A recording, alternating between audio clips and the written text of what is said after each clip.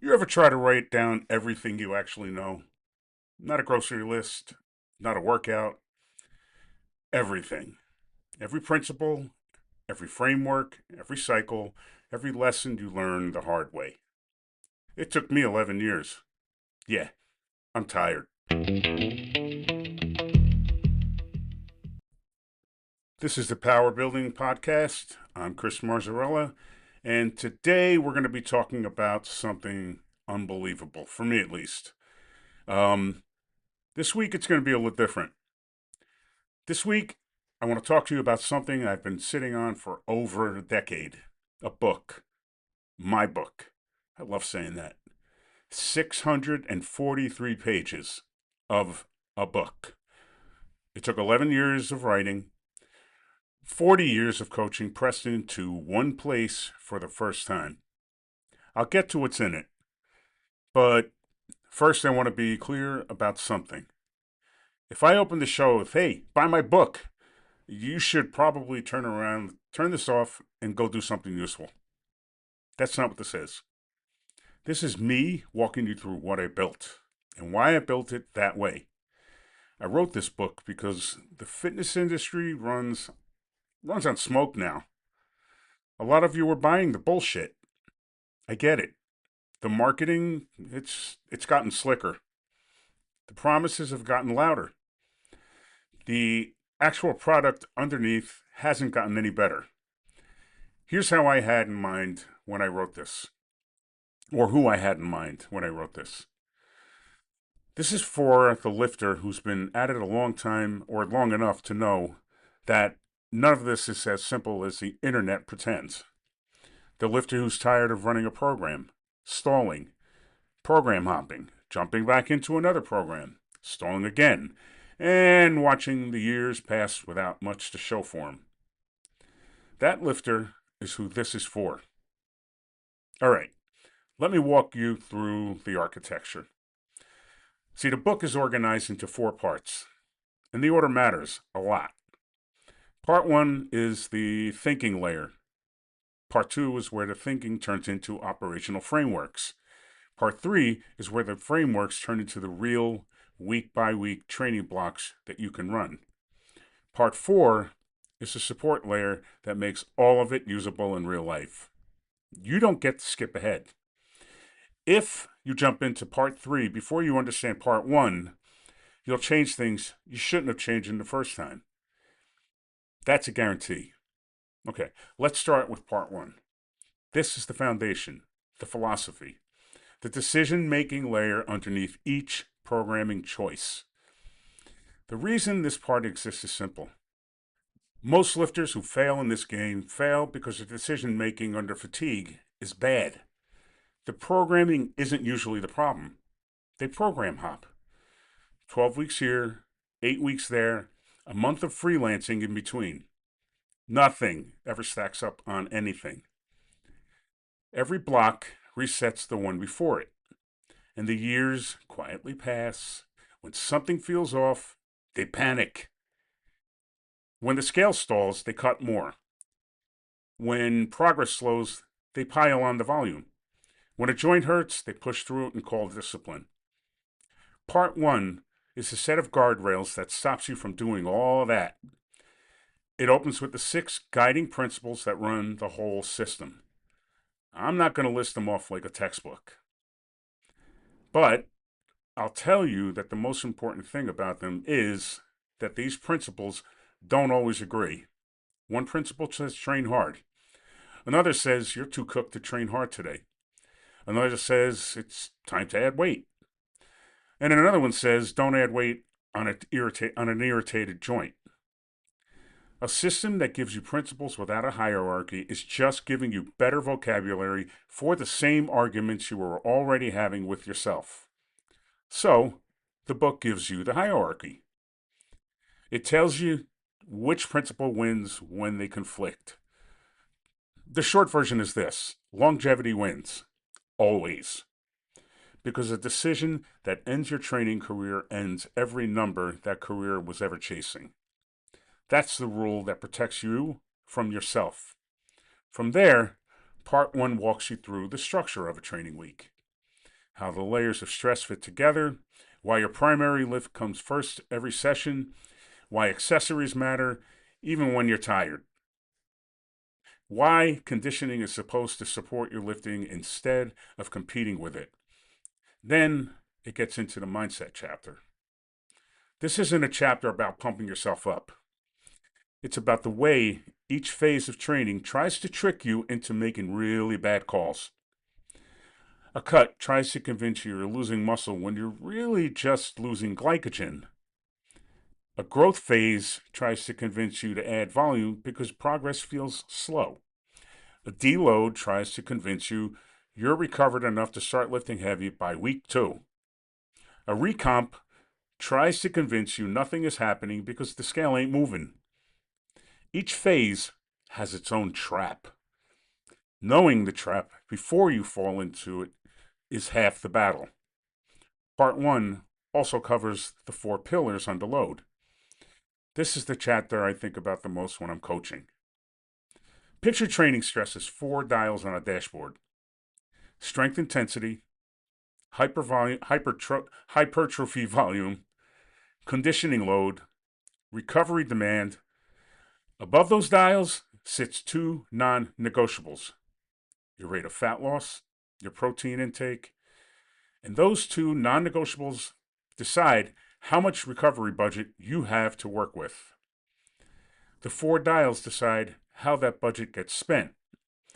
When everything's high, calories, sleep, low stress, you can crank up all those 4 dials. When calories drop and recovery shrinks, those 4 dials start fighting with each other for the same dollar. The system usually fails because 4 reasonable decisions stack on top of each other until the budget runs out and the whole thing goes to shit. Part 1 teaches you to see that before it happens to you. The rest of Part 1 is the technical stuff: how mesocycles work, how microcycles work, and how macrocycles actually work. Why warm-ups matter more than you think. What real execution standards look like. By the time you finish Part 1, I guarantee you should understand the why of every decision that rest the book is going to make. That's the whole point. Then we move to Part 2, the frameworks. This is where the philosophy turns into the operational rules. 7 chapters. Each one focused on a specific training objective: nutrition, strength, hypertrophy, cyclical mass, hybrid recomposition, fat loss, show prep. Each framework explains exactly when to use it, what physiological conditions make it work, what entry conditions you need to meet before you start, and what failure looks like. The nutrition framework opens Part 2 for a reason. The most common reason a lifter looks the same after 2 years of training comes down to nutrition. The training is usually fine. The food isn't. They don't know their maintenance calories. They guess at their protein intake. They've been told carbs are evil by some guy on the internet who read half a study. Nutrition is the environment that decides whether your training builds something or just leaves you fatigued and confused, and $1 short. If that part isn't dialed in, none of the rest matters. So it goes first. After that, each framework dives into a specific job. The strength framework gives you 4 progression tools, and it tells you which one to use under which conditions. The hypertrophy, I hate that word, but I got to use it. The hypertrophy framework is built around volume landmarks. Real volume math based on what your body can recover from across the training week. The cyclical mass framework is a smart bulking cycle when it's done right. A traditional bulk is straightforward. Eat everything like an asshole in a surplus for months, you gain weight, you sort it out later. The problem with that approach is biology. After a few weeks of continuous surplus, insulin sensitivity starts to drop. Your body stops partitioning food towards muscle the same way it did in week 2. More of what you eat goes to fat than it should. The cyclical mass framework solves that. Short surplus windows interrupted by short deficit windows. Long enough to drive growth, short enough to keep insulin sensitivity from tanking. The total caloric intake across the cycle still adds up to a meaningful surplus. The body just stays in a better hormonal environment to use it. The hybrid recomp framework is the one I want to spend an extra second on. Recomp is the hardest phase in the system to run. Fat loss is measurable, mass gain is measurable. Both have loud signals. The scale moves, the mirror shifts, the lifts respond. Recomp lives in the middle where the signals are quiet. The scale barely moves. The mirror doesn't tell you much about it week to week. The lifts hold steady. You have to track everything precisely. Calories, protein, body weight, waist measurements, training output. A lifter who can't track honestly can't run a recomp. That comes down to mechanics, not opinion. The framework is deliberately homework heavy because the cycle demands it. Then comes the fat loss framework. In the show prep framework, which is its own beast, trust me, 23 years in the game, I know a bit about that. Show prep gets a dedicated chapter because it operates under tighter constraints than a standard fat loss block. A 5-phase execution system. Its own rules about peak week, conditioning escalation, refeeds, and the psychological landmines that come with depleting toward a stage date. That chapter has a story in it about a client I lost 10 days before show. She panicked, dropped 400 calories without telling me, and erased 20 weeks of work in 2 weeks. I keep that story in the book because I want you to understand exactly what poor decision making does under deadline pressure. All right, part 3. This is where the framework becomes real training. 5 training blocks, each one mapped out week to week. The strength block runs 12 weeks, a forced development cycle built around an honest training max calculated from a calibration triple. With the projected weeks for every week derived from the one number. The hypertrophy block runs 20 weeks. It's the longest block in the system on purpose because real tissue growth needs sustained exposure to volume and tension across a long timeline. The recomposition block runs 15 weeks. Conjugate, influenced. Heavy compound work in the first half of the week. Hypertrophy volume in the second half of the week. With a rest day, in between that holds the whole structure together. The fat loss block runs 12 to 16 weeks, retention focused. The training is built specifically to protect lean mass while the deficit does its job, and the deload month closes the year. 4 weeks, structured volume reduction. A real protocol with real rules about how to actually recover from a full year of training. These blocks aren't templates. They're operational blueprints for the system.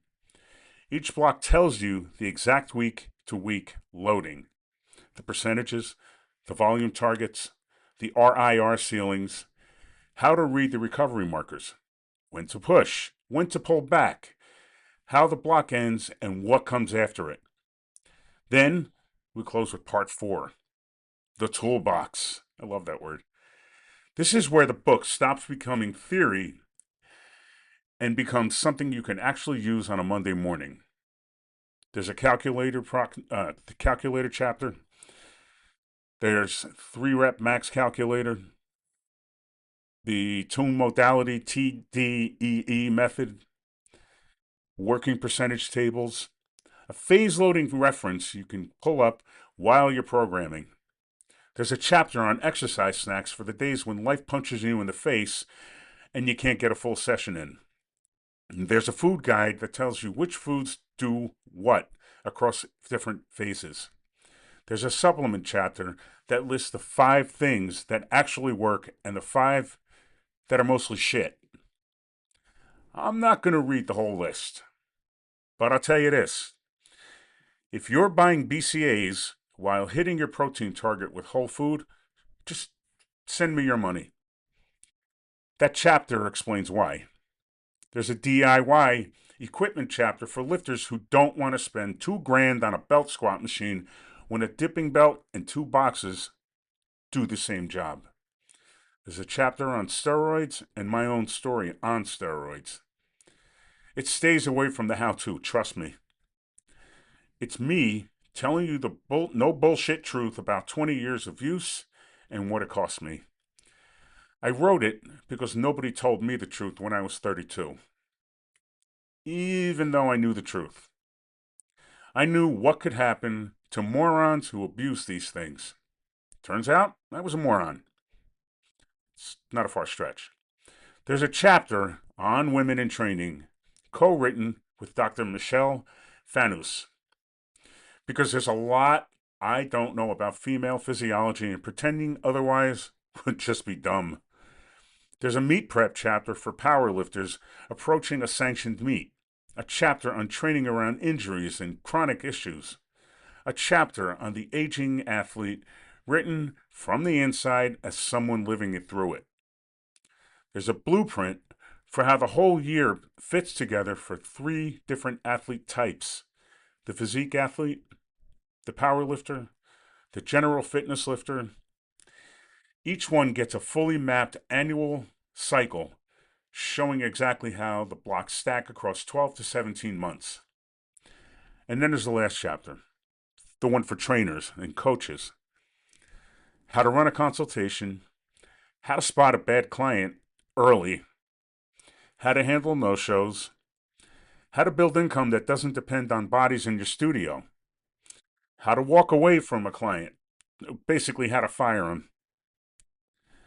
There's a section in the book directed at client poachers that I'm not repeating on this show. I've had experience with it. Friends of mine who were really top-notch trainers have had that happen to them. And I guess it's like a slap in the face compliment. Read the book, you'll understand. The words I used aren't podcast safe. They're not YouTube safe. It's 40 years of running this profession honestly, mistakes and all. That's the book. 643 pages. I'm still shocked that I say that. 11 years to write, 26 chapters across 4 parts, a dedication to God, to Bill Pearl, who signed the book that started my journey, I hate that word, back in 1983 when I was a teenager working at a fitness equipment store, and to my granddaughter Mila. This is my legacy. That's the truth. I want to be honest about something. Plenty of good coaches exist out there. Plenty of solid programs. Nobody needs my book to train well. What I think is true is that most lifters don't have anyone helping them connect the cycles across a year. That's where the time slips away. You can run a good fat loss block on your own. You can run a good hypertrophy block on your own. You can even run a good strength block on your own. The hard part is running them in the right order with the right transitions for the right reasons. That's what this book covers. The connective tissue between the cycles. The part most people want to skip. I'll tell you why I finally got it done. I started this book 11 years ago. I had notes everywhere. In a book, sticky notes, whiteboards, Google Keep, Apple Notes. The guy who started this thing isn't the same guy who finished it. Some of the training principles haven't moved much over the years. Some of them have. I have. In September of 2025, I was rebaptized into the Christian faith. One of the biggest moments of my life. When I came out of the water, something shifted. A lot of the anger, the procrastination, the bad memories I was dragging around for years, I let it go. Then I sat down and I finished the book. That's the episode. Find me on Instagram at Powerbuilding365. That's where the book updates land first. If this one helped you, leave a review, please. It actually moves the show forward. Please. Train smart. Train every day. Train every day of the year. This is Chris Marzarella. You just listened to Power Building 365. Thank you.